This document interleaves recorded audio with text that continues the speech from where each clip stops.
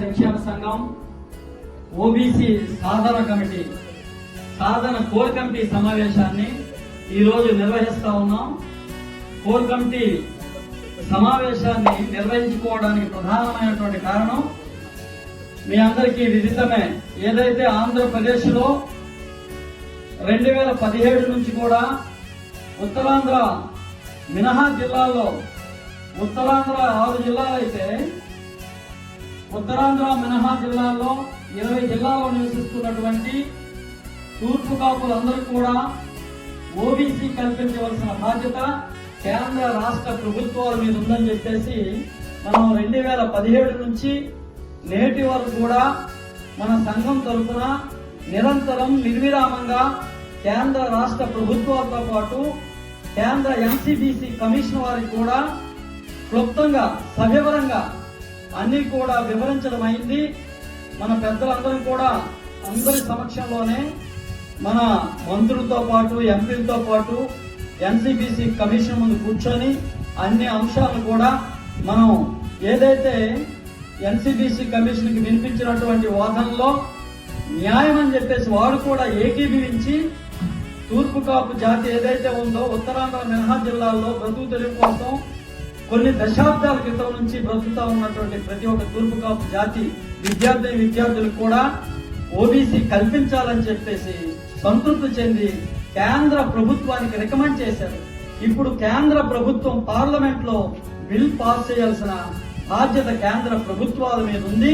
ఆ కేంద్ర ప్రభుత్వంతో బిల్లు ప్రవేశపెట్టించి అది అమలు చేపించే బాధ్యత కూడా రాష్ట్ర ప్రభుత్వానికి కూడా ఉంటుందని చెప్పేసి సవినంగా తెలియజేస్తా ఉన్నాం. ఆ దిశగా నూతన కార్యాచరణతో మనందరం కూడా ఇప్పటి వరకు జరిగినటువంటి అనేక అంశాల మీద చర్చించుకున్నాం.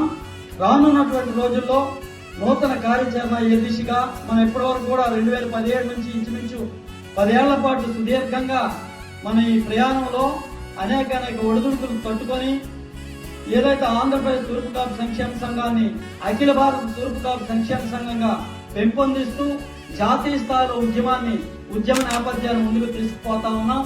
ఈ దిశగా తూర్పు కాపు జాతి ప్రతి ఒక్కరికి కూడా ప్రతి వ్యక్తి తాలూకా బాగోగులు చూడాల్సిన బాధ్యత మనందరి మీద ఉందని చెప్పేసి మీ అందరికీ తెలియజేస్తా ఉన్నాం. మరోమారు కేంద్ర రాష్ట్ర ప్రభుత్వాలు ఏదైతే ఆంధ్రప్రదేశ్ లో ఉన్నటువంటి తూర్పు కాపులు బీసీ కులాల్లోనే అత్యధిక జనాభాగా ఉన్నటువంటి ఏకైక కులం తూర్పు కాపు. ఈ తూర్పు కాపు 2017లో ఆనాటి ప్రభుత్వం 2017లో ప్రభుత్వాలు తప్పిదం కాదు. ఏదైతే 2017లో ఉన్నటువంటి ప్రభుత్వం ఎవరున్నాయి, ఆ తరువాత ప్రభుత్వం ఎవరున్నా ఏదైతే ఎన్సీబీసీ కమిషన్ కి నివేదిక మాత్రం ఆ ప్రభుత్వాలు రికమెండ్ చేసినారు. ఆ రికమెండేషన్ కలిగినటువంటి లెటర్లు కూడా మనందరం కూడా అనేక మార్లు వారికి వివరించడం జరిగింది.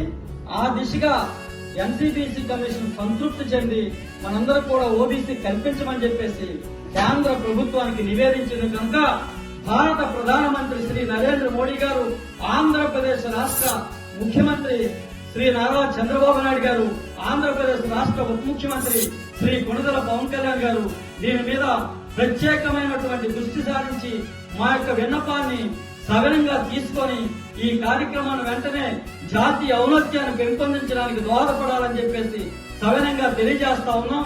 ఎందుకంటే కొన్ని దశాబ్దాల నుంచి ఉన్నటువంటి ఈ సమస్యను అందరూ కూడా ఒక ఏదైతే విద్యార్థులు ప్రధానంగా కొన్ని లక్షలాది మంది ఈ ఆంధ్రప్రదేశ్ లో తూర్పు కాపు విద్యార్థులు కేంద్ర రాష్ట్ర ప్రభుత్వాలు ప్రవేశపెడుతున్నటువంటి పై చదువులు చదవడానికి కానీ ఉద్యోగాలు పొందడానికి కానీ అన్యాయానికి గురవుతా ఉన్నాం.